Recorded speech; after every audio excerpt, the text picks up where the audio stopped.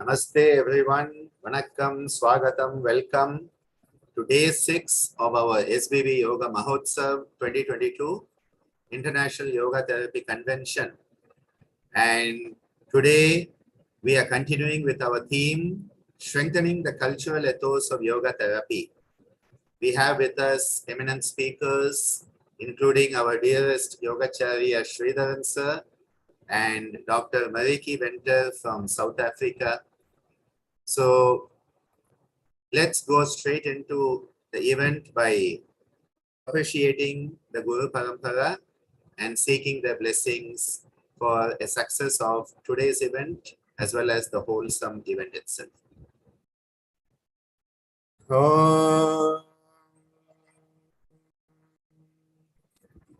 Tad Paramparaya Vidmahe Jnanalingeshwaraya Dhimahi Tanno Guru Prachodayate Om Yoga Maharshi Dr. Swami Geetanandagiri Guru Maharaj Ki Jai. Om Puduvai Kalemamani Puduvai Shakti Yogacharya Ammaji Meenakshi Devi Bhavanani Guru Mata Ki Jai.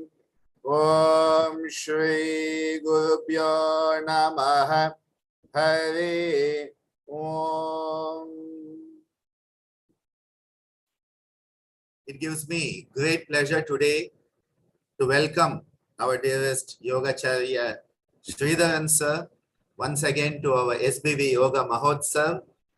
Sir was with us on the first day live at SBV, and we were truly blessed to have sir's presence at SBV once again, because sir was the person who cut the ribbon to inaugurate CITER a decade ago, and to have him come this year when CITER is transforming into an institute of complementary medicine and salitogenesis was again a divine intervention that enabled it to manifest with divine grace. Sridharan sir has been in the yoga domain, the system of yoga, a yoga parampara, for more than 4 decades, training with the legendary Krishnamacharya ji, and then his son and successor, Sri TKV Deshikacharya sir. Sridharan sir has taken the KYM, Krishnamacharya Yoga Mandiram, which was founded by Sri TKV Deshikacharya. He has taken that to new heights as a managing trustee and is currently a senior mentor and guide for the institution and all the teachers and students of that parampara. Sridharan sir has served with distinction on numerous committees in the Government of India, be it in the Ministry of Ayush, Morarji Desai National Institute of Yoga, the World Health Organization Collaborating Center, the Traditional Knowledge Digital Library. Anything you mention, he has been there, done it with great commitment to the cause of yoga itself. Currently serving through the Yoga Certification Board to set the standards for yoga training accreditation in India that is going to reflect around the globe. Sir has been a founding member of the Indian Yoga Association, a body where all the different traditions came together. And one of the very first meetings was held at Kaivaledama many years ago. And at that time, in that legendary photo, you find our Sri B.K. Iyengar-ji, you find Hansa-ji, the current president of our IYA, you find Tiwari-ji, you find the man behind it all, Dr. Basava Reddy-ji, Amma-ji, the whole team there. And that photo of all these eminent yoga masters coming together, I think is a very monumental coming together of yoga traditions. Sir continues to serve the Indian Yoga Association as the Vice President, and it is an honor to be working as the Joint Secretary in the same EC with Sir and we are taking it forward to the best of our ability. Today, we have requested Sir to give us an outline as well as a detailed introduction and perspective of how the KYM tradition has perceived yoga and yoga chikitsa.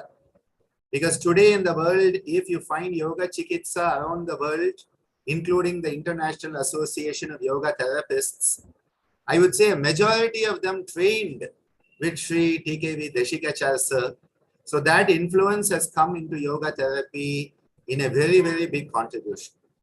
So with these words of introduction, welcoming my dear Sridharan sir once again on the online platform, and the screen is all yours, sir.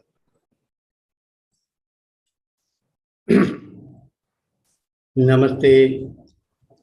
Vanakkam. Good morning to everyone. Let me start with the prayer to the teachers Krishnamacharya and Desikacharya. Shri Krishna Vagisha Yatishwarabhyam Samprapta Chakrankana Bhashya Saram Shri Nutna Rangentra Yatau Samarpitaswam Shri Krishna Maryam Guru Varyamide Virodhe Kartike Mase Shatatara Krutodayam Yogacharyam Krishna Maryam Guru Varyamaham Bhaje Krishna Suri Daya Patram Jnana Vairagya Bhushanam Srimad Venkatanathāryam Vandegam Yoga Deshikam Shri Gurubhyo Namaha Harihi Om Shanno Mitra Shambarunaham Shanno Bhavat Varyamham Shanna Indro Brihaspatihim Shanno Vishnururukramah Namo Brahmane Namaste Vayo Tvameva Pratyaksham Brahmasi Tvameva Pratyaksham Brahma Vadishyami Ritam Vadishyami Satyam Vadishyami Tanmam Avatu Tat Bhaktaram Avatu Avatum Ham Avatu Bhaktaram Om Shanti Shanti Shanti. At the outset, I want to thank from the bottom of my heart the management, Vice Chancellor, Registrar and management of Sri Balaji Vidyapeeth and my dearest Ananda in giving me the Lifetime Achievement Award on the opening day, which I dedicate to my teacher Sri TKV Deshikacharya. I feel as if his picture is there. I mean, for want of somebody to be physically there to receive, I am there. That's all. Today's talk is going to center around the life and teachings of Sri Deshikacharya. That is precisely what is yoga therapy followed in KYM tradition parampara. Now, if I am going to talk and start, it will be a biography. In the biography, we will get a lot of information about the therapy that is followed in the KYM tradition now. Sri TKV Deshikacharya was fondly called as Sir and Vadyar in Tamil. And Vadyar is a very special term. Only Meena and Ananda will know. One of the former actors used to be called. He was such a very simple person that you call him anything, he will take it. And no one will be able to even say, oh, this is a great teacher and all. That is the way. Whenever he comes out and whenever we were walking together, he will put his hands on my shoulder as if like a friend. And he will say, oh, this is my friend. That's such a simple but, real yogi, Sri TKV Deshikacharya, whose birthday also falls on 21st June, incidentally. He was born in 1938 on the same day, 21st June. Well, what is the connection between his life and the yoga therapy? Yogacharya, being the son of the great legendary yoga teacher Krishnamacharya, he has given it in his talks, and whenever he had time, he will talk to me about his life. In fact, I had the great privilege to write down the life of Sri Krishnamacharya as was given to me over, in person in his home. I had great privilege to closely be, in fact, almost living with Yogacharya, though I did not live personally in the same house. Every day I will meet him. A lot of his things. He took me to Mysore, showed the places. He took me to Pune to meet his uncle B.K. Sainga. Now, born in 38, till 1960s, Yogacharya did not take a lot of interest. Krishnamacharya had 3 sons and 4 daughters, of which Yogacharya is the second son. And a legendary teacher, Krishnamacharya, and he was in Mysore.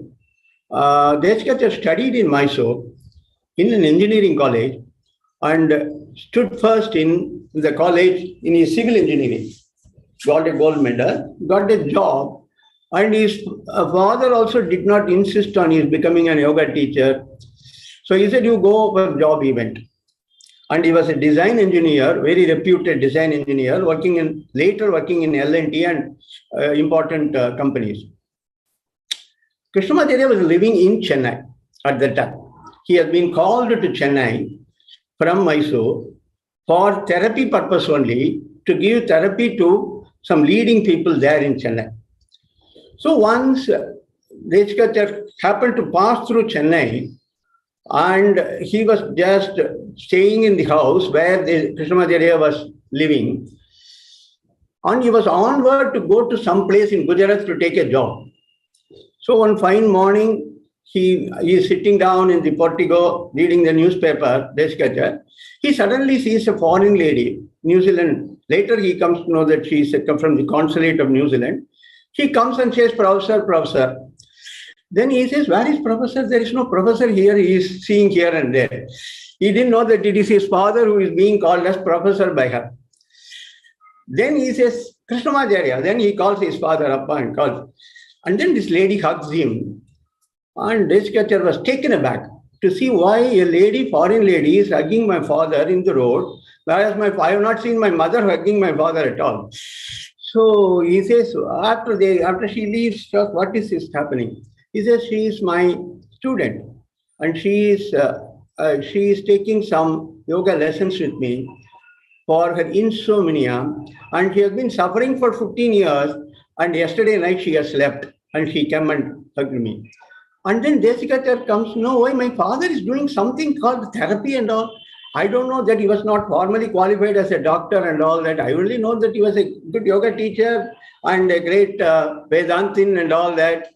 Then he comes to ask him, do you really do therapy? Yes, so many people. Then he says, why can't you teach me? He says, if you want, you stay back. So he resigns and joins L&T. And this story begins here. L&T is a leading engineering organization. They absorbed him. So the first, the first lesson that was given to Yogacharya was on Hatha Yoga Pratipika at 3 o'clock in the morning.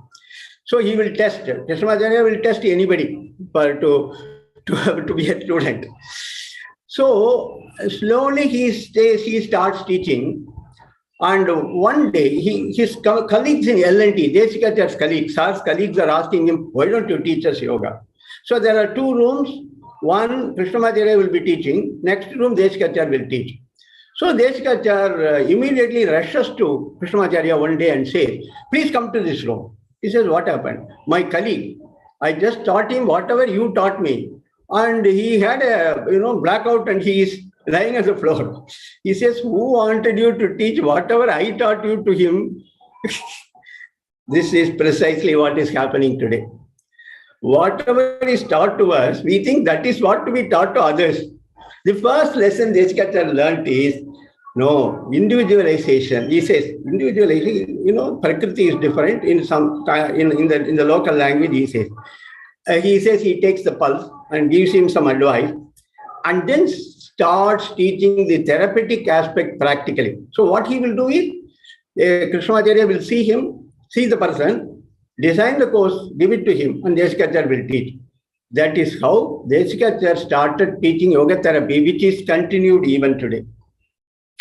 So basically, after this is around 60s, 1976, later, after 10 years or so, Desikacharya decides to give up his job and become a full-time yoga teacher.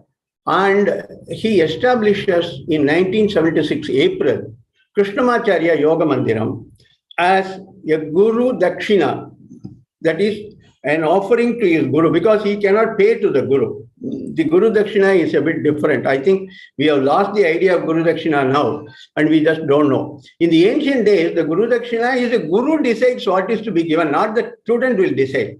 And it is not exactly in Indian rupees, US dollars or anything. It can be anything. Like Arjuna was asked to pull up and bring the Drupata Raja, So Desikacharya says, I cannot do anything to my teacher. I am establishing Krishnamacharya Yoga Mandiram as a public charitable trust. And he never took 1 rupee from that any day. So he used to come and teach here, but whatever money comes, he will give it to Mandiram. Now, so when in 1976 it was started, and I joined in 1982, 81 and 82. So what happens at that time is, there is a rented place where there will be separate rooms.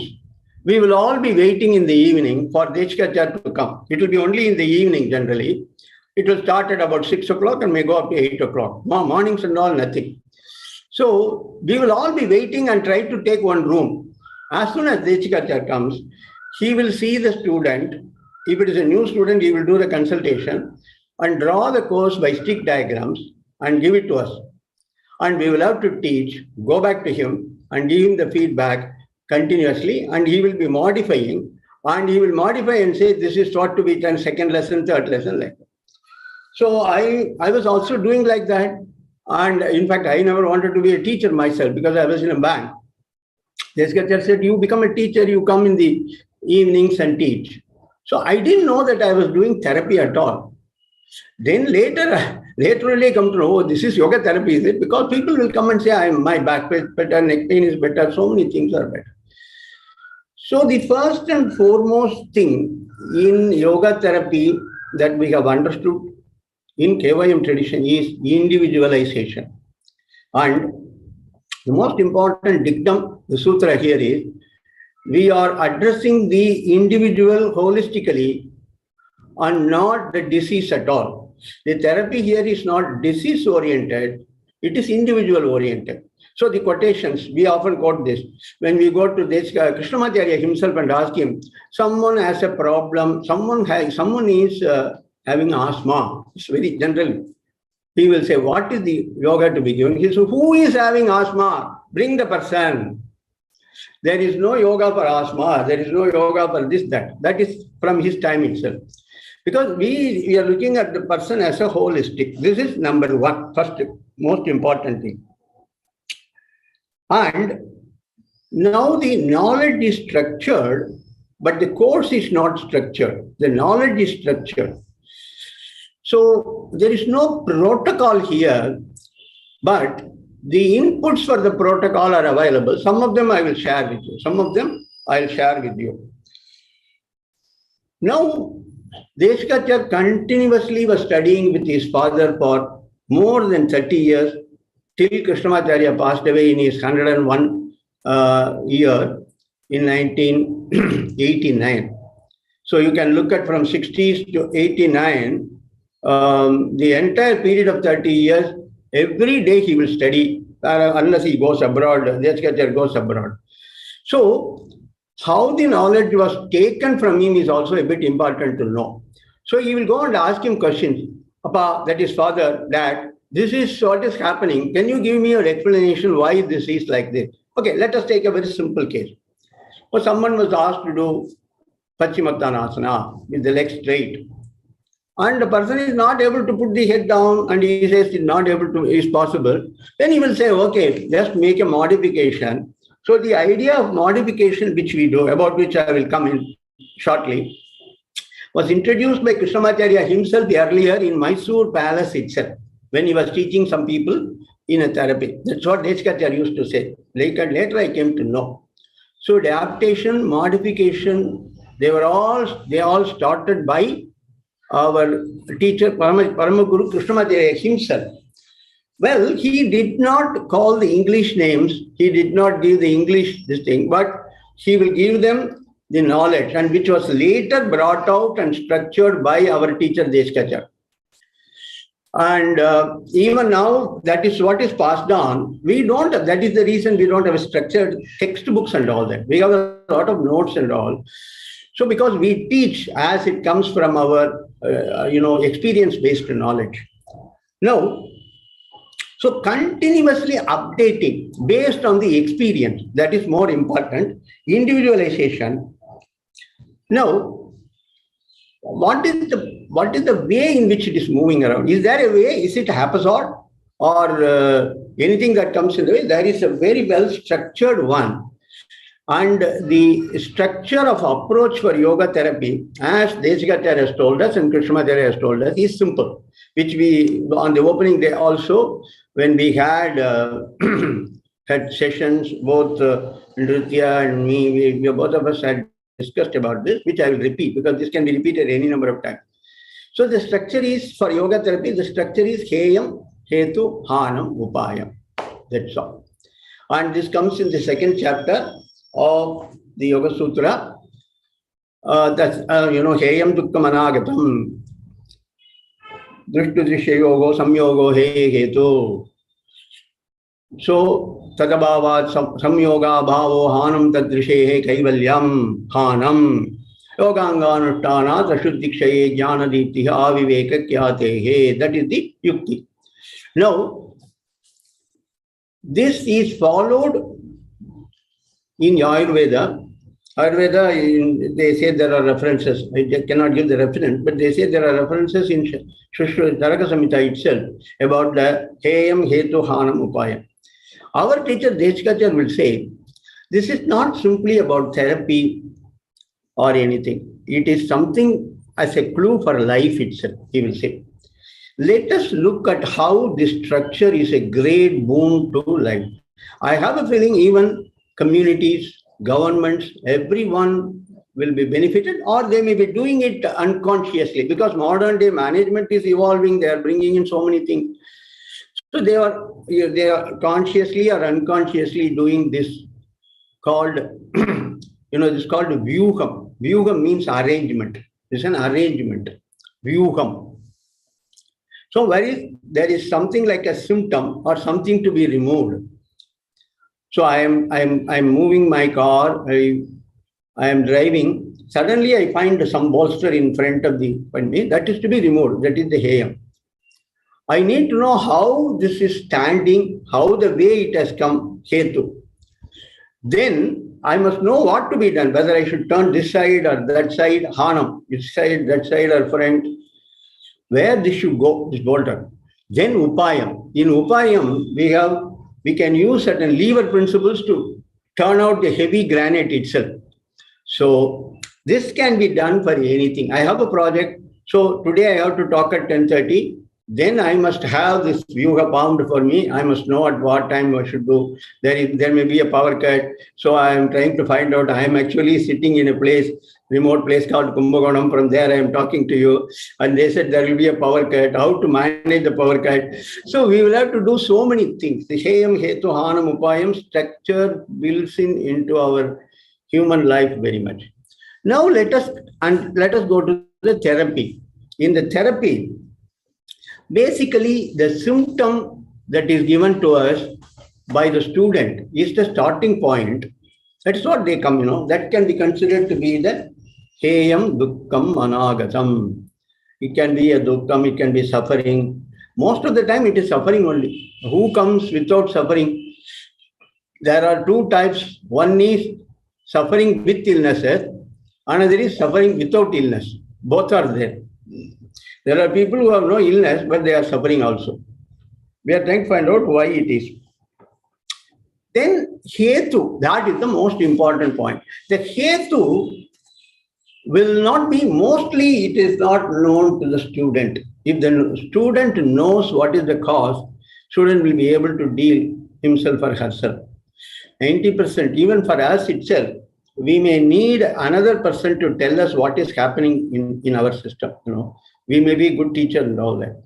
But I don't know, something is happening. Can you please say, my teacher, I'm asking my teacher, can you please see me and give me a dose? The Hetu part, from moving from Heyam to Hetu, or finding out the cause, because the cause is always subtle. In the case of the structure of the universe, in Sankhya, the cause is the Trigunas. The Trigunas are the cause, and the Trigunas by themselves are subtle. Nobody can see the Trigunas. We have Trigunas right now. Our structure is made up. But how can we see the Trigunas separately? Not possible. It cannot be even compared to atom, subatom and all that. It is completely different. It is a raw material. So that is what is to be known as the Hetu or the cause. The cause is always subtle. Yoga Sutra says, when the Samadhi is going to be made on, Savitarka is over, Nirvitarka is over, then you go to Sukshma. So when you go to the Sukshma, you get into Savichara and Nirvichara. So we must know that when we are doing an investigation in therapy in our structure, that is why it takes at least 5 years or more for some people to be made into a therapist in our, they will have to teach, they will have to qualify themselves, then they will teach, then they will qualify themselves as therapists. Now we have structured course.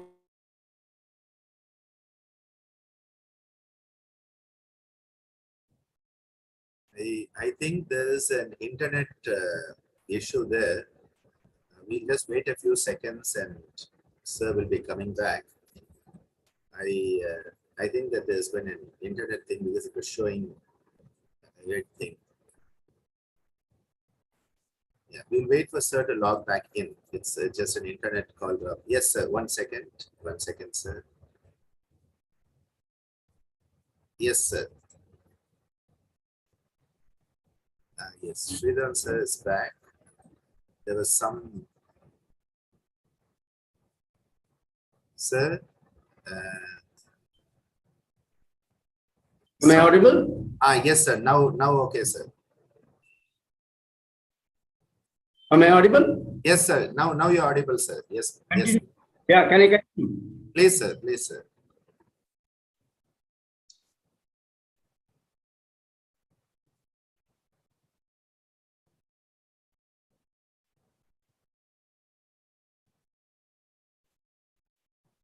You need to. Yeah. Yes. Clear? Yes, sir. Now it's. Thank you. Sorry for the. Akasha Devaya Namaha. Yeah. That's all. Okay. Thank you. So from Stula we go to Sukshma. So we are trained. We are training ourselves, the therapist here, to look very deeply. Deeply doesn't mean to just look at the person. Nabhi chakre kaya vyuha jnanam.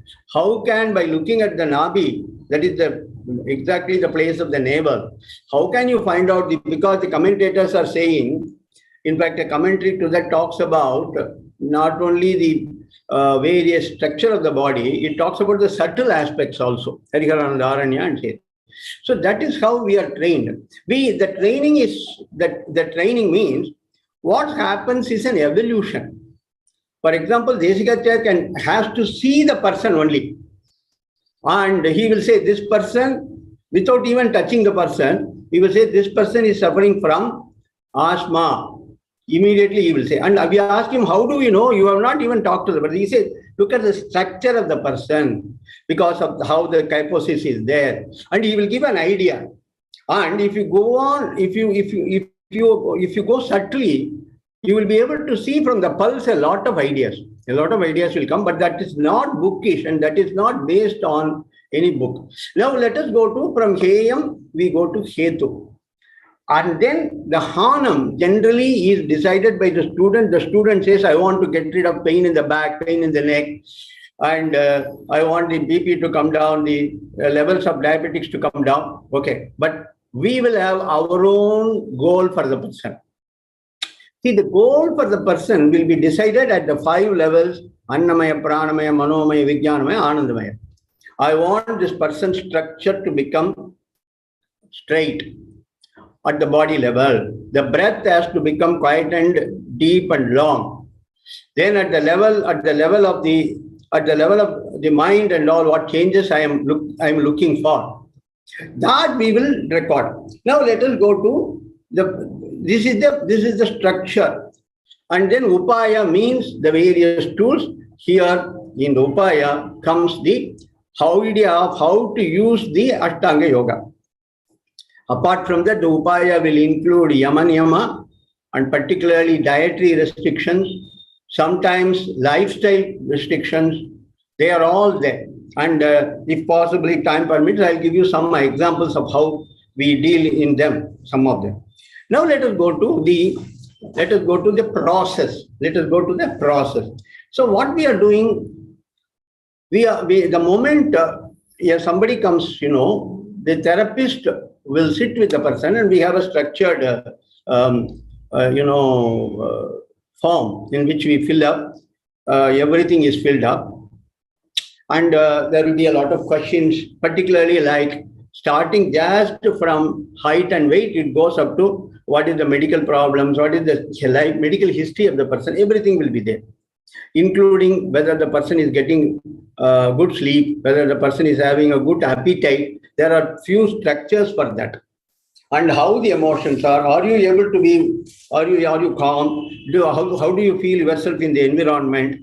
How the others are talking about you? So what is your level of emotions? What is your level of concentration? All those things are there. They fill it up and give it to us. I'm a therapist consultant. Then I generally take a longer time to examine the person. And when we examine, I can say we start with the physical structure itself. Find out how the physical structure is, how the alignment are, and we will ask the person to do a few movements also. So this is called darshanam, sparshanam, prashnam. Darshanam, seeing; sparshanam, by feeling the body, palliating, you see including the pulse and all that. And prashnam, asking questions. In fact, we come to the questions almost finally. Now, when I am seeing the person, I ask the person to move the body. And here comes the first important clue. I cannot go on giving all postures because I think this posture will help the person. No. We should know whether it is hurting the person. Most important rule for us is, Yogacharya has left to us and told us in Kevayam for us is, whether you are bringing any solace to the person or not, you should not hurt the person. And you will not know whether you hurt the person or not. How do we know we are not hurt the person? It is just not pain only. Sometimes it may be deep inside. It is brought out by the breathing. I'll come to that. That is why we are insisting on combining breathing everywhere. Now, after seeing the person, ask the person to see some basic thing like lying postures, including the bridge, Vipassana, and others. Movement. If it is a back pain, we make at least 30-40 movements to see where the pain comes. Because what is possible for one person like the Apanasana, Pavana Muktasana, which is very good generally for back pain. Some people will say there is a pain. 10% of the people having even L4, L5 problems, they will even say that it can be in the same position. But the way in which the body reacts will be different. So we will make all the movements, find out how the person is comfortable. We will note down everything, whether the person can bend forward, how is the muscles there, what are the muscles which are tight. All those things we will note down. Now, the most important is to go through the breath. Ask the person to lie down, make the person breathe in, breathe out very calmly. Find out whether the person has been able to get the right technique of breathing. Some people are able to do the right technique of being immediately. They know. But some people, because of their interference of mind or asthmatic things, they will not be able to do. So you note down that you need to teach the right technique of breathing. Then we will see how much is the inhale-exhale capacity in the lying and seated. Then we come to the asking questions, prashnam. This gives you a lot of idea about what is the background of the person. But somehow, because of the blessings of our teachers and because of the work that is going on in Krishnamacharya Yoga Mandiram itself, the moment they enter and talk to us, they slowly start talking everything from them. Whatever is, they come out, everything comes out. And we note them. In fact, it can be sometimes very, very deeply personal. We note them. So in the area of examination, pulse examination, which is called a Nadi Pariksha, is a bit important. It is not that simple because even Yogacharya used to ask us to take the Nadi and he will say, this Nadi is going now, are you able to feel? But we may not be able to feel. We will tell them now we are not able to feel it. So it takes a longer time, but slowly, by way of trial and error methods, one will get it. That is why a personal practice of minimum time and to the extent of quality practice is absolutely essential to be a good therapist. Otherwise, you cannot be a good therapist. That practice is not necessarily what you are going to teach to others. It is for you to evolve and make the mind so subtle that you will be sukshma vishayatvam sa alinga paryavasana. You will be able to go deep, so deep into that. So, darshana, sparshana and prashna is over. What does the seeker wants, care seeker wants to get rid of? That's what we must know. We cannot be working on our own something. The person says, I have a neck pain, I have a back pain, head pain. Don't tell them that you are imagining the pain or something. Oh, this is avidya and all that. That's what Yogacharya used to say. In fact, I need to share this. On the Kundalini, there are a lot of ideas about Kundalini, even now and more so in the earlier days, now more and more. So one day suddenly I receive a person, the person says, my Kundalini got stuck in some particular chakra. Then I rushed to Yogacharya and told him, sir, I have never heard you saying like this. And you have talked on Kundalini, you have talked on everything. What is this? He says, please don't tell the person that he is imagining and all that. See, for that person, it is reality. Tell the person, we will do something so that the stuck portion will be removed. And he asks to make simple breathing. And the person comes back and says, now I am better. So the most important thing a therapist must know, this is what is called Ritam and Satyam. Ritam is different, Satyam is different. We should talk in a way, yes, you have a problem, I understand. But don't worry about it. It is not life-threatening problem. I'll take care of it, even for cancer people. So the prashna portion and eliciting what is the level of the mind of the person in terms of the gunas is very, very important. This portion actually makes it very easier. After this, we will try to find out how to do. And before, I actually wanted to share with you, most important contribution of our teacher, Yogacharya, is that he will draw stick diagrams because he was an engineer. And to a large extent, we find that at international level, people say, yes, he is the one who brought it. Why this stick diagram is, if I want my hand to be raised only up to this, instead of saying raise your arm up to the shoulder level with the elbow bent and everything relaxed, if you have to write in various lines, just draw a diagram like that. So the modifications and all are possible. In fact, all our teachers are taught to do the stick diagrams. So now you'll have to sit down and based on the information available and what I have observed, we will do drawing out what is called as a structuring of a course, structuring of a particular course. And this is a sequencing. This sequencing is something like a vinyasa, but there are rules. And it need not necessarily be like the Surya Namaskara, starting standing. No, it depends. So for some people, we may have to start with even lying. Most of the people who come now start with only lying because that is the way structure is there for them. Otherwise, they cannot do even standing. Slowly, we'll have to take them towards standing. So some people can only sit and do. other things are uncomfortable. But wherever their starting point is and wherever they have to go, we are leading them and using the asana, pranayama, and dhyana. In asana, I have just 4 minutes to go. So in asana, what we do is we combine breathing. So the first lesson that in our tradition that we teach is right technique of breathing. We don't teach Tadasana first, then Parsha Uttanasana, like that we don't teach. So the first is to teach right technique of breathing. In lying breathing is the best because in lying, contraction of the abdomen is possible. So we may ask the person to lie down, contract the abdomen on exhale, release and inhale. That takes care of the diaphragmatic breathing, the full breathing that is being talked about. But most of the people cannot do the exhale, so we will ask them to use the sound like Ram, Khram, Ma, Ra, like that. Now, having got them the idea of correct technique of breathing, then we ask them to focus in the throat, not exactly Ujjayi, closer to Ujjayi. Because only when you focus in the throat, the person will be, either all of us, will be able to see the quality of our breathing through the sound that we get. This is taught and this is integrated. The most important thing is integration of the breathing with the postures.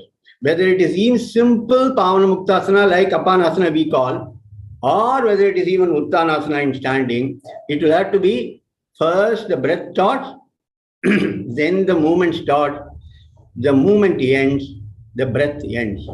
If this has to be followed, that makes the practice mindful and also use the prana chalanam. It makes the prana to move in the body.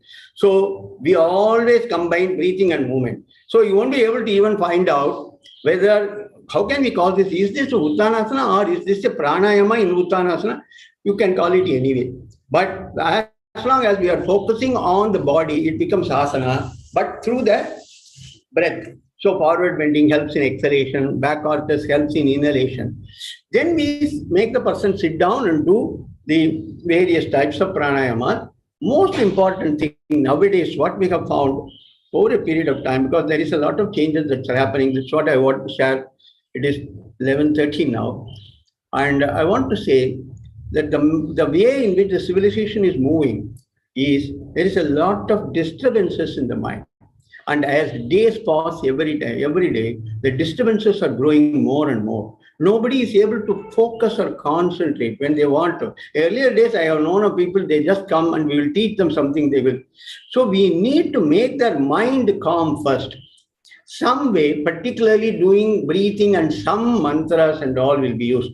Finally, the most important in this tradition is use of sound called mantras. It need not be Vedic mantras themselves. It can be any sound, but the sound should not be any random sound. There is some structured way. So Vedic mantras are largely used. Some syllables are used. Sometimes we use the mantras that are very closer to the person themselves. They themselves will say, this is better for me.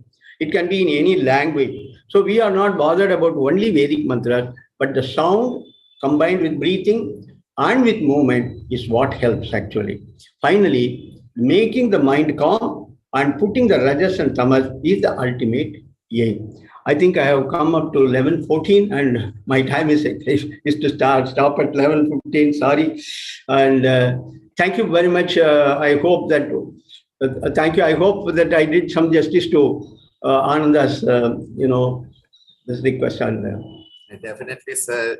Sir, you are always an inspiration. And for me today to listen to you, I think it is very special because, we often listen to people in different situations, but today was a place where, we had you all to ourselves. And to hear you talk about the journey of Yogacharya sir, the love and the way he learns, how you learned. I think this is where the Guru Shishya Parampara comes in. Because people want to do a 3-month course in yoga therapy and become yoga therapist.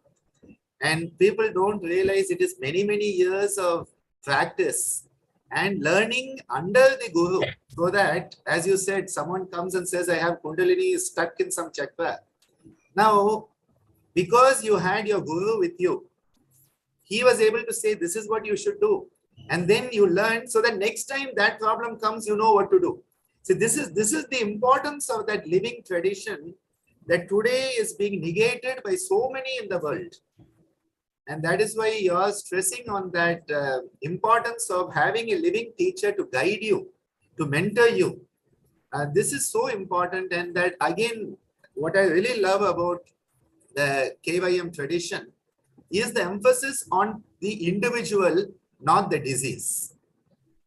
Because so many people today are looking for what is the protocol, yoga therapy protocol for asthma, what is the yoga therapy protocol for diabetes, without understanding that it is the individual who has the disease and not the disease that we are dealing with. And I think this message is a message that we need to keep on sharing again and again with so many people. And we are truly honored, sir, to be having you there to guide us all. Because I consider you as a guide, a mentor, someone who with such love, in fact, you know, it's always as if I have my own father with me when I'm with you, because the love that you share, the care that you share, the wisdom you share, and the guidance. Because so many times, sir and I, we used to meet in so many meetings, and every time I came away with clarity, which is a sign of being with a true master. I request Dr. Meena to just say a few words, because she is up at a very untimely hour in the USA, and she also has great affection for you, sir. Thank you. Thank you. Vanakkam, sir. Vanakkam. Such a wonderful, listening to you, because you were just sharing your experience. It is not out of the book. It is not just, some theory that you were talking about. This is something that, personally for me, I'm telling you, I could relate to you each and every word you said, because, living with the teacher there, and under the guidance, how you learn and how you flower and how you experience that, and then you take it forward, which is 100% very, very safe. And especially being therapy, like sir was also saying, that is something, such a blessing. And I think I am blessed to have Ananda sir right there, like you had Deshikascher sir. So this is something, like under the guidance, if you have any doubts, you just go and ask them, get it clarified. And again, the other thing, like, all of you were telling, it is the individual. You are looking at a live person. You are dealing with a live person. It is not the disease. Why is it that they feel so? So you are treating, empowering them to get better by, completely from their own being. They are doing the whole work. You are just guiding them how to do it. So that is part B. Like, Ananda sir always keeps telling us, if you want to do therapy, it is not like you're doing the therapy. You have to be the therapy yourself. So that is something, which we all learned. And thank you so much, sir. Thank you. Of course, we'll keep pestering you more. Yes. I'm already part of you. Thank you, sir. We are truly honored. We are truly honored, sir. And I would also like to express our gratitude to you for accepting the honor that we were able to give to you that day. Because personally, for me, I would say that today, we have lost a generation of yogis. And so for people in the last decade or so, we don't have those luminaries that we had. But we have luminaries like Sridharan, sir. And we value you, sir. Tremendously, we value you. Thank you.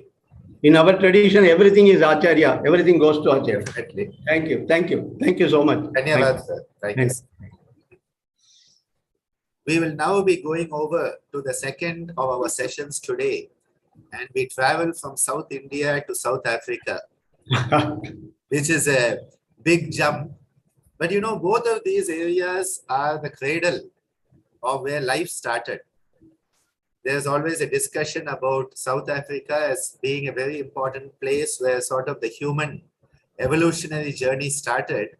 A very old place with, you go to the mountains there, the mountains are weather eaten, not like the Himalayas, because those mountains are so much more ancient than the Himalayas, in fact. Oldest of mountains and culture. And then how all of this was attached, because there is a belief that there was an attachment between South Africa, between South India, and between Australia. And how all of these were actually one piece at one time, and how then they split apart with the continental drift. So we are moving from South India to South Africa, where we have with us our dearest Marietjie, who is an embodiment of what yoga is. Her life is an embodiment of yoga, and her mother studied with my father many years ago, decades ago, and she wanted to learn yoga, and she found my father and took up the study that today so many in South Africa are benefiting from the teachings of classical yoga.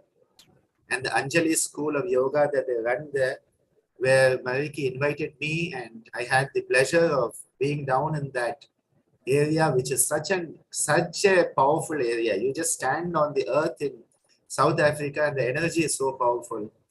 And then they said, we have been learning everything by correspondence. We want to come to India. We want to perceive it with our sweat and let it come into our bloodstream through the food and the air. And so then they came to India and she had her microphone, the recorder, so that they could record everything to know what it is, how it is, and the sincerity, devotion that she has for yoga and this tradition is beyond anything. She always brings, over the last 2 years, we have had the Team 52 meetings, and every class, every week, for 54 weeks that we met every Sunday, we met for 54 weeks. It initially started at 2 hours, it ended up with 4 hours sometimes. And every week, Marietjie would bring a new angle of beautiful spiritual insight. And this is why I made a special request to her this time that you must be with us and share your teachings, your thoughts, and all those beautiful insights that are part and parcel of you. So over to you, Marietjie. I've given you the co-host sharing, so you should be able to take things forward. Ananda, just permit me to log off. I have to go to another webinar now. Yes, no? Yes. Thank you so much. Thank you, and we appreciate having you, sir. Please don't mistake. Not at all, sir. Thank you, sir.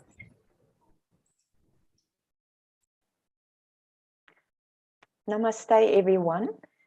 Before I go to my shared screen, I always make notes of people talking, and it's interesting that we all kind of emphasized what Sridharan spoke, and I also wrote down, it's not about the individual.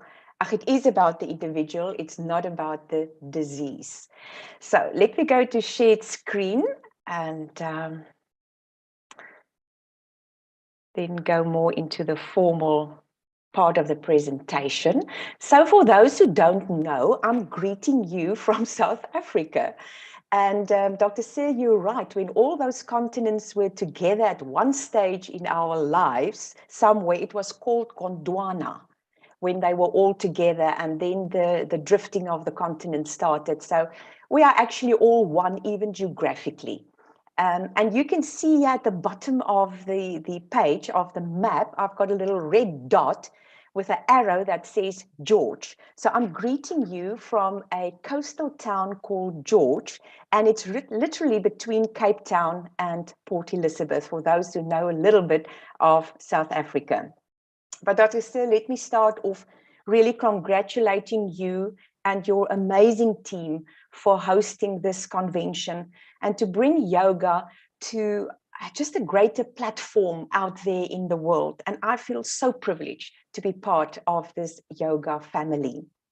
And thank you for inviting me to participate. I have listened to a couple of these talks, And what excites me the most is the diversity of people taking part and sharing their experiences, their knowledge, their wisdom.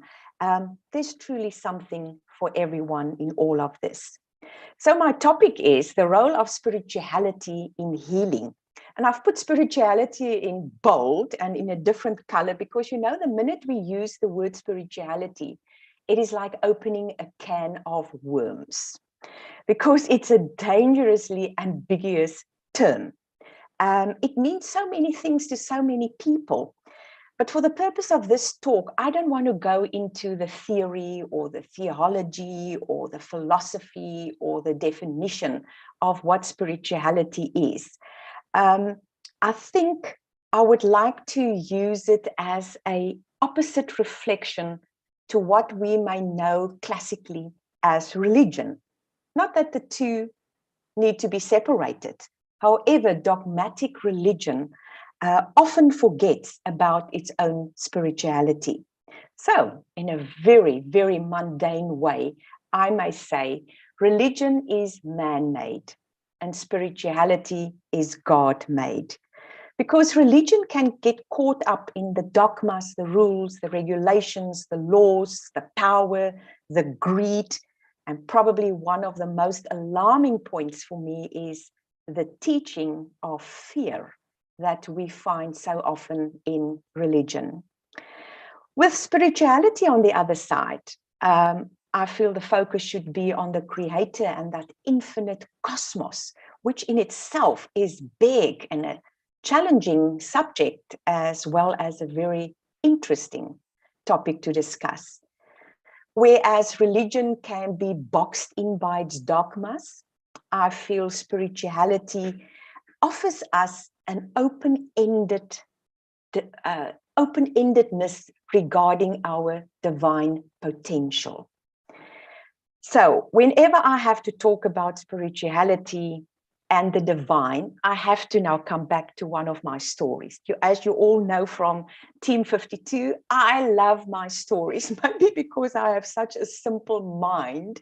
The stories, in a gentle way, bring to me what this is all about. And it is out of the box. It is outside the regulations and the rules. And somehow it offers me that open-ended potential of my own divinity. So I want to talk about one of my favorite stories, Mr. God, This is Anna by Finn, because Anna is the childlike character in this book. And she has this amazing wisdom. And she says, you know what, when you talk about Mr. God, you make him small. And that was a kind of a showstopper for me, because I had to think about this. We so easily just talk about the divine. And yet the divine is even beyond our grasping. So you make him small when you talk about it.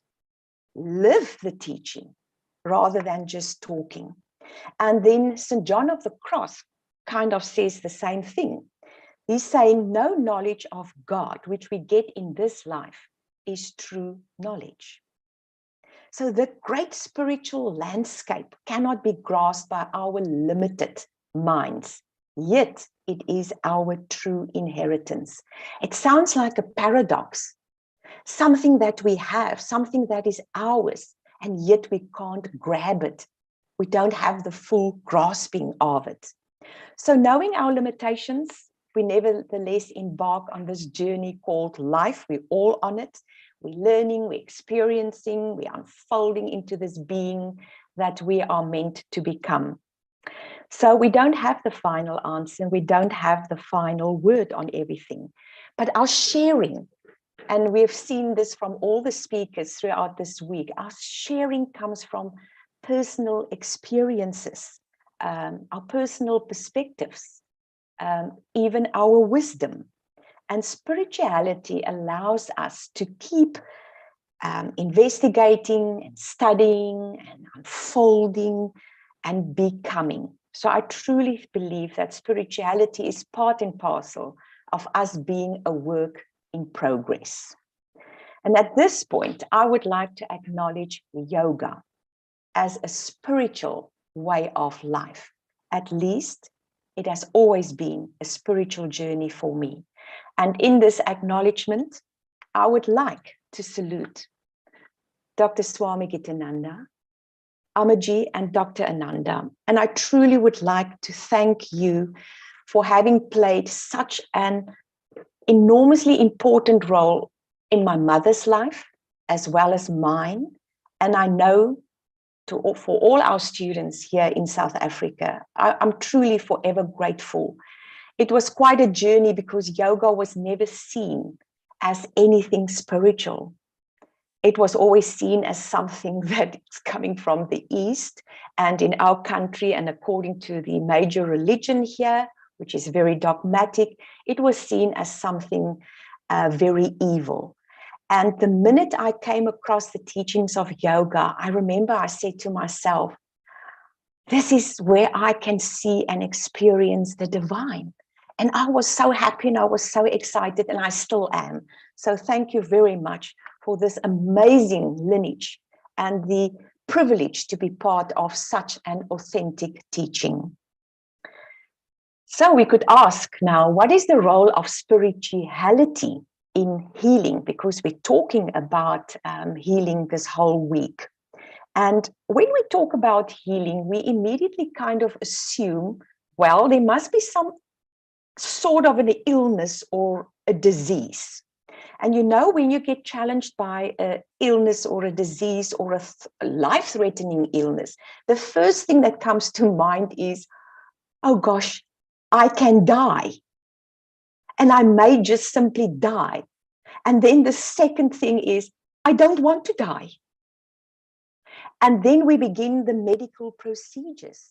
We go for diagnosis, we go for maybe any procedures like surgery or therapy, anything that could help us not to die. If you come from a religious point of view, you may look up to God to help or assist for a cure. If you're more into the spiritual realm, you may look at the bigger picture to look for a healing. The Hathors, the interdimensional species that's channeled by Tom Kenyon, says that from their viewpoint, the purpose of human life is not biological survival. And this also made me think, why do we put so much emphasis on an aspect that is going to die, and so little practice and input on that which goes beyond life, that goes into the afterlife? Now, in our yoga studies, we have come across a diagram, one of my favorite diagrams, because when I saw this diagram for the first time, I went, wow, look at me. I am not just the body. I am so much more than simply just a body. And for me, this is kind of, I don't know, summarizing spirituality in a most amazing way, because it helped me to understand that there are 5 bodies, or we sometimes say sheaths, or energy bodies, besides just my biology and my physiology. And it opens me up to this understanding of a multifaceted being. It made me think beyond just the physical. And I got so excited about who I am and what I can become.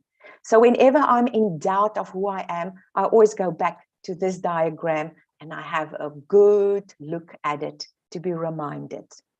So if this is the case, I also believe I've got to make a distinction between a cure and a healing. This is not really my forte here, but for me, a cure is kind of a medical intervention. In other words, I go, they diagnose me, I get treatment, I may have surgery, and I can be cured from a particular medical or physical challenge that I had. A healing to me is more of a spiritual intervention because it goes beyond the physical, and it changes and it heals me at a level that I believe continues even after I have died. So it is very true that I can have a healing and shortly thereafter, I can still die. So people are sometimes very upset about this. And I've seen families that after the death of a loved one, they say, but there was a healing and we prayed and we understood all of this. And why did the person have to die? This is a very interesting topic. And maybe at some point we could even go further into that. So the body dies because it was not cured. But the higher bodies, which we just saw in that beautiful diagram, cannot die. And those bodies, I believe, continue even in the afterlife. So to experience a healing and even a cure, the individual must want to be healed. You know, many people are victims of their disease or their illness.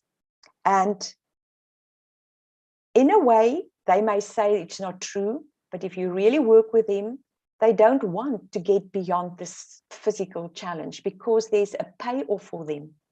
They get the sympathy, they get the attention. And if we really want a cure and even a healing, we must want to have it. Something inside of us must have that inner conviction that I want to be healed. We must have the faith. And it's interesting that belief and faith are attributes of both religion and spirituality. So we may ask in this whole thing about cure and healing and what is spirituality then? Why should we have spirituality? Because I believe it takes one out of a particular dogma, which a dogma is always very restricted. And spirituality, because it goes beyond the dogmas, can open to us a greater insight, greater possibilities, and even wisdom.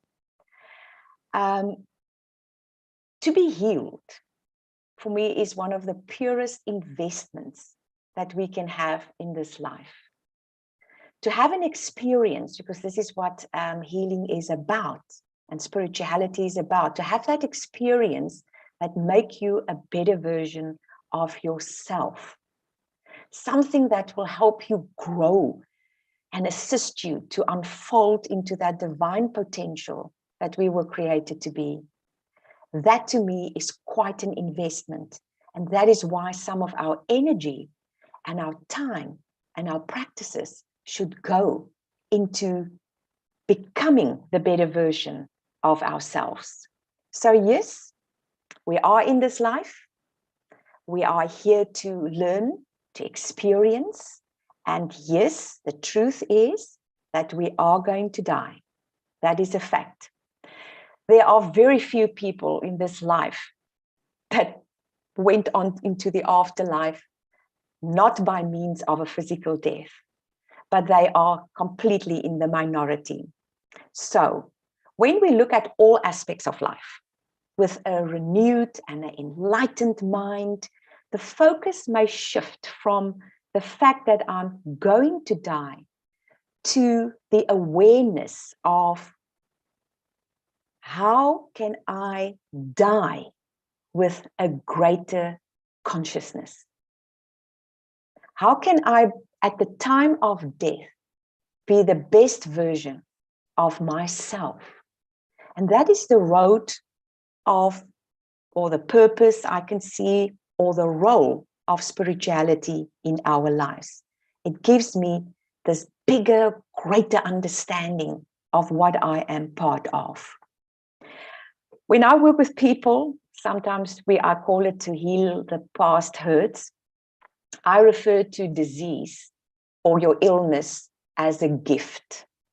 So not many people are happy with this statement. They're saying, how can my suffering, my trauma, my nearing death be a gift? Well, you know, prior to my sickness or my disease or my illness, I was not aware of my divine potential. I didn't even know who I am. I was so focused on my material well-being and how to survive in life and become something according to society that I never ever focused on who I am. And then during or as I get my disease or my illness and I get diagnosed, I literally receive a wake-up call. And you know, the wake-up call, which is my disease, is my gift, because it brought to me the opportunity to change into a better version of myself. And when people begin to realize that they can live with the sickness or the disease, that it's not the enemy attacking them, but it is coexisting with me in this life, I begin to think differently about what is happening to me as this multifaceted being. And if we can embrace sometimes this sickness, this disease, this illness as something that lives with me, but also see the gift in it, we truly begin a healing process. And that healing process is happening on so many levels. I always think of this story where this guy was very great believer. And he always said that God will provide and God would look after him and God would save him. So there was a flood one day and the water was rising. And a canoe came by and said, "Hi, jump on, we'll take you to safety." And he says, "Thank you, but no thank you. God will provide." And then a boat came by and said, "Jump in, we'll take you to safety." And he says, "No thank you. I will pray to God and God will provide for me and save me."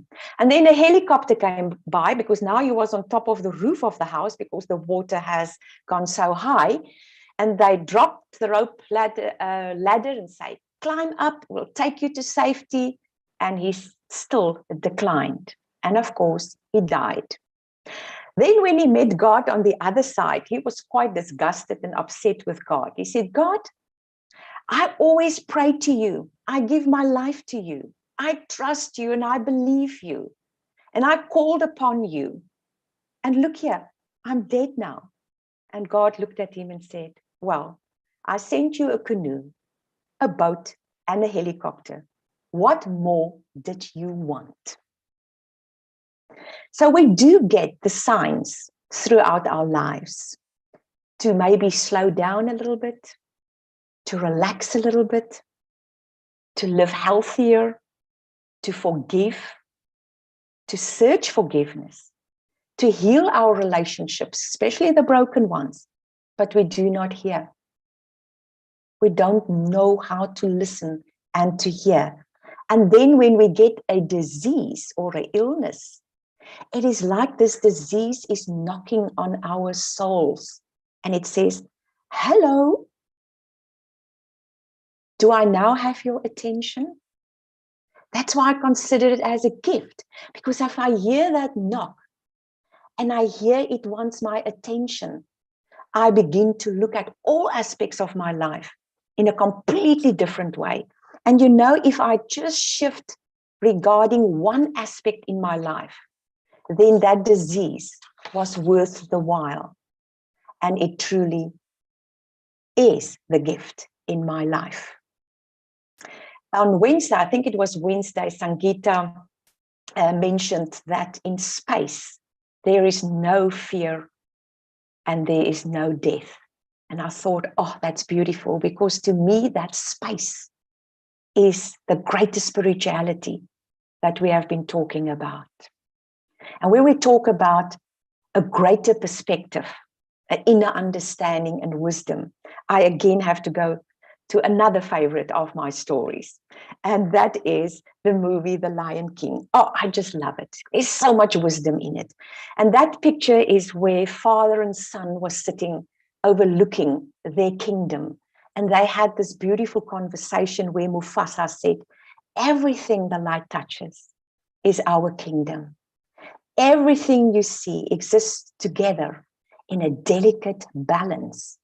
And as king, you need to understand that balance and respect all creatures, from the crawling ant to the leaping antelope.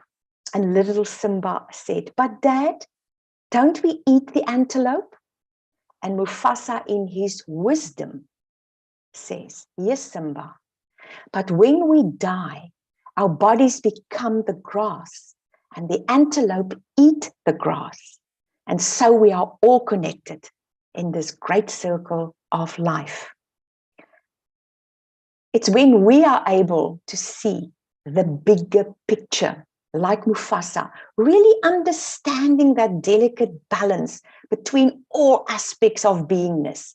And then I go back to that Panchakosha, that diagram that shows me what I'm part of and what I'm made of. When I have that type of insight, when I have that type of wisdom, I don't have to depend on any dogma, but I can use my inner wisdom for my healing. And my last little story, which you also know about, is the story from Trina Paulus called Hope for the Flowers. And this story is about two caterpillars, Stripe and Yellow. And these two caterpillars, at one stage in their life, which I think we all get to at one stage of life, say, hey, is there not more to life than just crawling, eating, mating, and sleeping? And Yellow thought, I want to go find out what is there to life. And she was crawling around looking for the answers of life when she came across like a hairy thing hanging up in a tree. And she thought, oh my goodness, this caterpillar is in trouble. And she said to this hanging gray-haired caterpillar, sir, you seem to be in trouble. Can I help? And the old gray-haired caterpillars say, no, dear, I have to become this to be a butterfly. And then there's this whole big, long conversation between the two of them. And at the end, he said, what looks like you will die, but what's really you will still live, because life is changed, not taken away. And I thought, wow, that is so amazing. And yet we're so afraid to go into the cocoon stage because we think we're going to die and it's the end. And actually, a transformation is taking place. And transformation is about spirituality, or shall I say spirituality is about transformation. Life is only changed, not taken away. And then, of course, Yellow got the guts and she started spinning her own cocoon. And she came to this amazing awareness. She said, imagine, I didn't even know I could do this. And if I have inside me the stuff to make cocoons, maybe the stuff of butterflies is there too.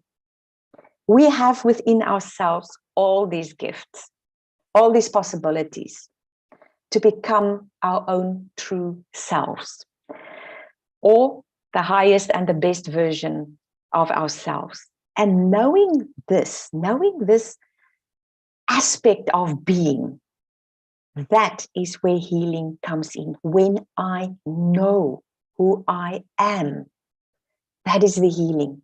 And not even death can rob me from that. And when we shift in our consciousness about this transformation, we're beginning to embrace even the most traumatic aspects of life itself. So we could perhaps say that the cocoon stage is like death. It's like dying, but it's only death to a previous form, consciousness. existence. And that the butterfly stage, we can say, is the spiritual healing. It is life itself. That is when the transformation takes place and we move on to other aspects of life. So, for me, the essence of spiritual life is to be. And whilst we were in Team 52, we often spoke about this. To become a being and not a doing. Because we cannot really separate our spiritual life from the practical aspects of our life. They are one. They're two sides of the coin. They're the parts of the one whole. We have both of them, but it's the understanding and the wisdom that brings meaning to this life, even if it is a challenging life. So at the beginning, I said that the word spirituality is like opening a can of worms, because it can mean so many things to so many people. I now would like to change this and say, I think it is the opening of a can of opportunities, a can of possibilities that I already have had inside of me. And when I go on this journey, it really just opens up everything. And it will meet every individual at the level of their consciousness, of their understanding. Because that is where each one of us will begin, where we have the insight and the understanding. A question people always ask me, so now I've heard all of this and yeah, this is all beautiful and it sounds great. Where do I start? Well, I think you can guess my answer. My answer will be yoga. I've said right in the beginning, it is a spiritual teaching, and it has been to me. And I love this definition that Swamiji gave us. Of course, there are many definitions for the word yoga. A conscious evolution, the reality of learning to grow through the process of evolution, in which a person attains to awareness of his, her divinity. Isn't that beautiful? That there is a process that brings me to the awareness of who I am. It's just mind-blowing, and I always just get so excited when I have to talk about this or explain yoga as a way of life. Now, if you tell me I've got 1 minute left and I have to choose one practice that will help me on this journey to awareness of my divinity. I think some of you will know what I'm going to say because you've been part of Team 52 for so long. My answer will be pranayama, the science of breath, the control of the vital force in the air we breathe. But you know, when I started this course, as a typical student, I always write out everything because I want to grasp it first with my intellectual mind. But then in breaking up the words, I also grasp it at another level. So let's just go back to the meaning of the word prana, that divine mother energy or that universal creative power, or some people will say the divine within me, the higher self. There are so many ways we can express this innerness, this power. And yama, the control or the science of control. So pranayama is that control of the creative power. And just there, again, I had another wow. And I go, oh, they didn't say somebody else is controlling me. It is the I amness of me have the control of my universal creative power. Isn't that big? Doesn't that say something about who we are and what we are meant to become? Knowing that again gives me that great understanding of what I'm part of.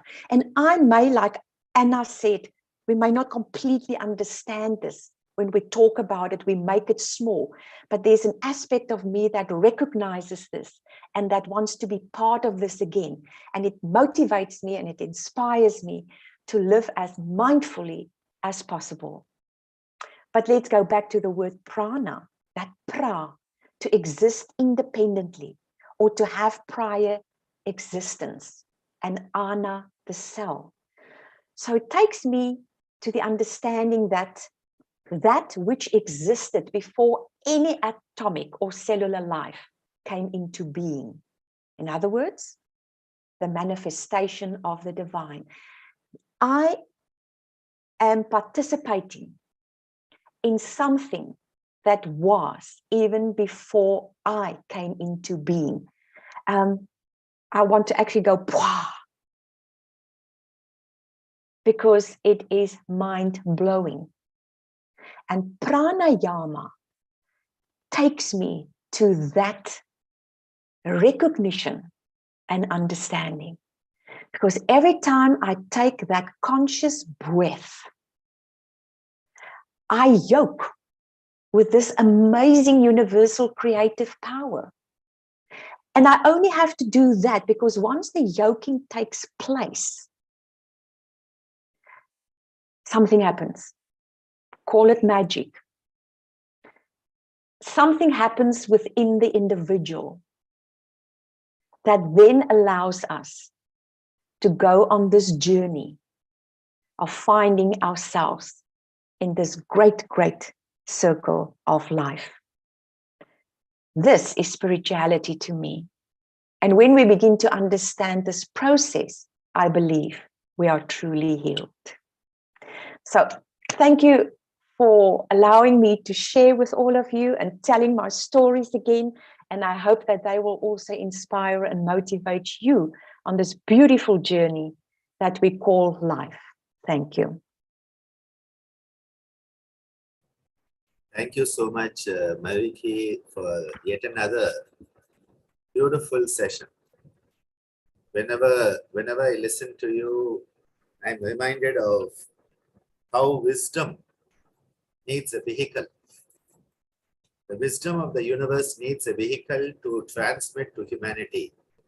And you are one of those vehicles for the universal wisdom to be transmitted to all of us.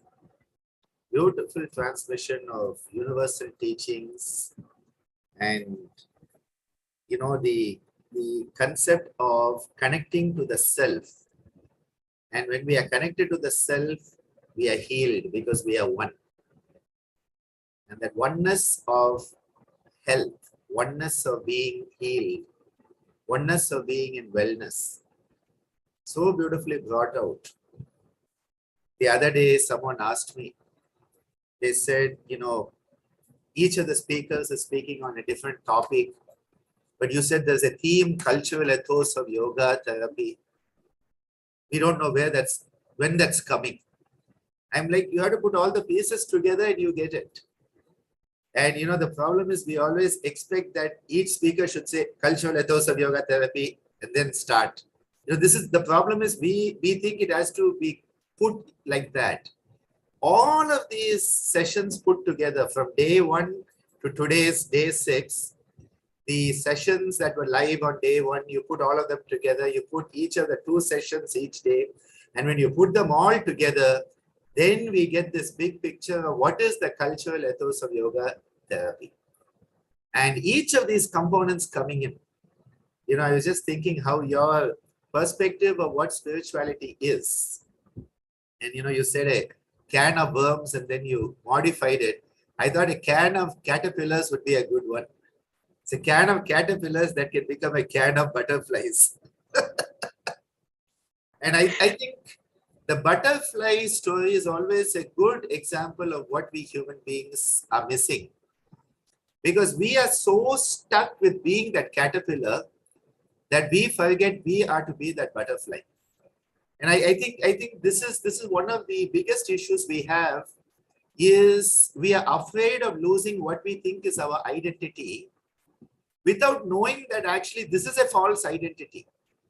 And that false identity is based on avidya according to Patanjali. So this concept that the caterpillar realizing I am actually the butterfly, why am I wasting my time as a caterpillar when I need to do what I need to do to become the butterfly? And that is why, again, it is lift the self by the self. It is all about self-effort.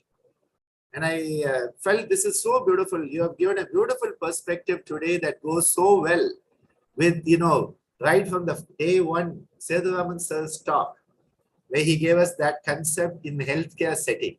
You have this setting. You have Sridharan sir's talk about how in a tradition the yoga chikitsa is approached. We had beautiful sessions on the heart center, on the throat center, and how they enable us to again become a whole person. You look at each of these sessions and they are all pieces of the big jigsaw puzzle. And when you get that big jigsaw puzzle, you see what the cultural ethos is. And Ramareddy sir's talk, what an excellent talk the other day, where we start to realize that in becoming wholesome, you have to be careful that now and then you don't again become piecemeal.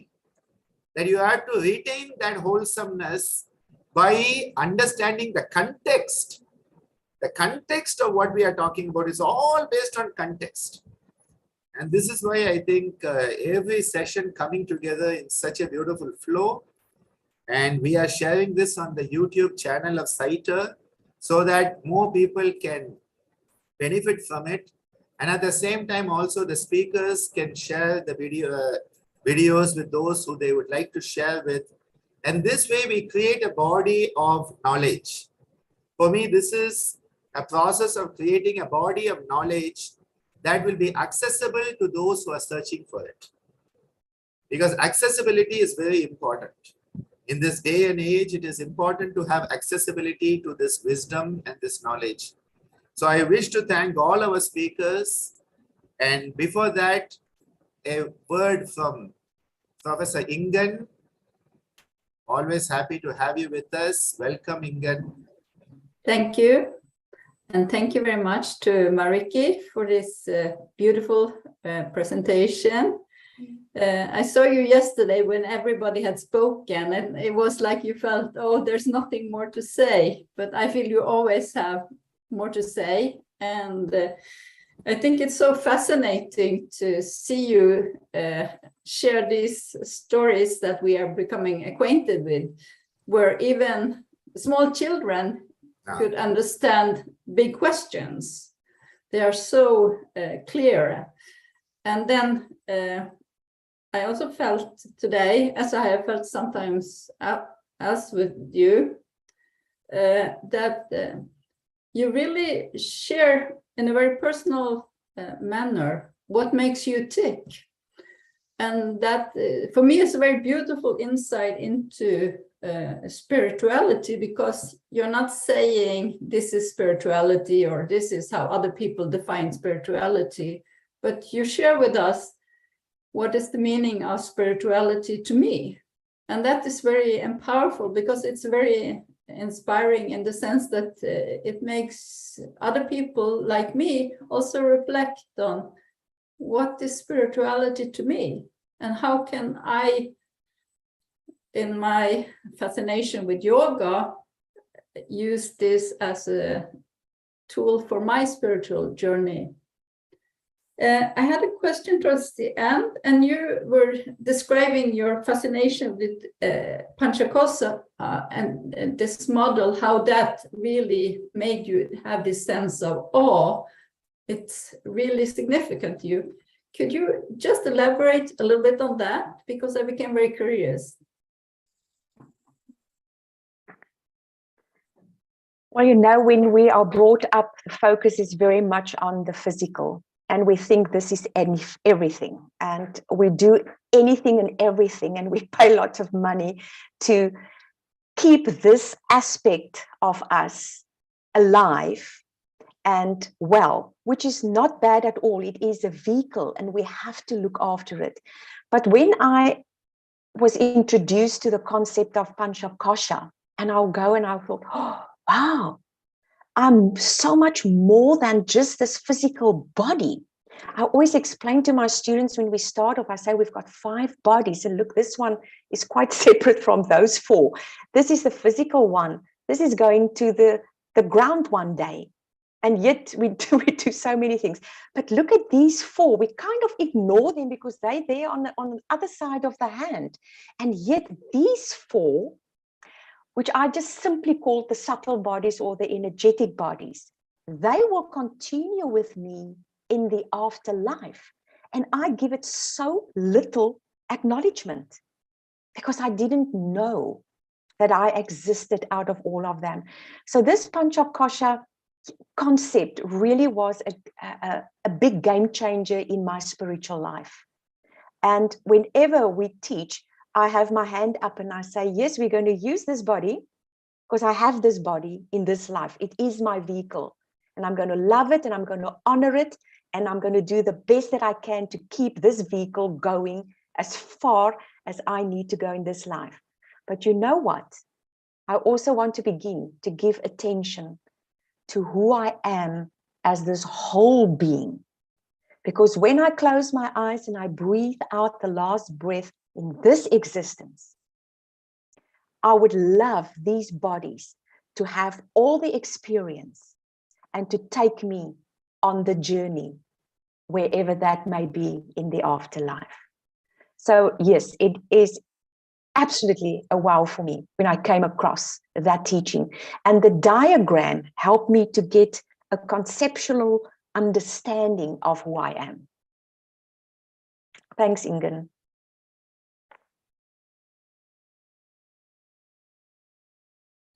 I would like to actually thank Ingen for asking that question, because otherwise we would not have got this one. Now we have a new one. How did I ever miss that with you, Marietjie? I don't remember you saying that before. Maybe you said it and my mind was someplace else. But this is just so beautiful that, this is the Annamaya Kosha, because, we are always focused away. And then the rest of it, actually, they're so well aligned, but we don't think of them. I think this is a beautiful message, and we would not have got it if Ingen didn't ask the question. I think this is why Swamiji would say question is more important than answer, because it leads you someplace. This is I'm going to carry this and share it with, of course, acknowledgement to Marietjie. This Panchakosha is really going to go with this. Yeah, thank you for making that enlightening gesture. It's a memory and exploration tool, actually. Thank you. Very beautiful. So, thanking everyone for being with us today, and another wonderful day we have had. And well, tomorrow we go on to another set, the last 2 days of our sessions, and we have 2 dynamic Shakti is speaking tomorrow. We have Dr. Meena and we have my own Devasena Bhavanani speaking tomorrow. And I'll be joining you from the ashram tomorrow because it's a Sunday. And so welcoming you all to be with us tomorrow, taking this forward as we go towards the Yoga Day. And on the 21st morning, we have just confirmed we'll be having an event at Sri Kambli Swami Madam, where we are going to be doing at least 100 people will get together to do the common yoga protocol in the morning at the Madam. So this is going to be, after many decades, yoga is going to be in a mass performed on the mandala around the Madam. So it's a very historic moment on 21st of June. So let's hope for the best and that the weather gods are with us. There's a bit of rain in this part of the world now. So let's hope the weather gods are with us and that we all have a wonderful time. Om Loka Samastam Sukhino Bhavantu Sarve Janaha Sukhino Bhavantu. Om Shantihi Shantihi Shantihi. Om. So thank you.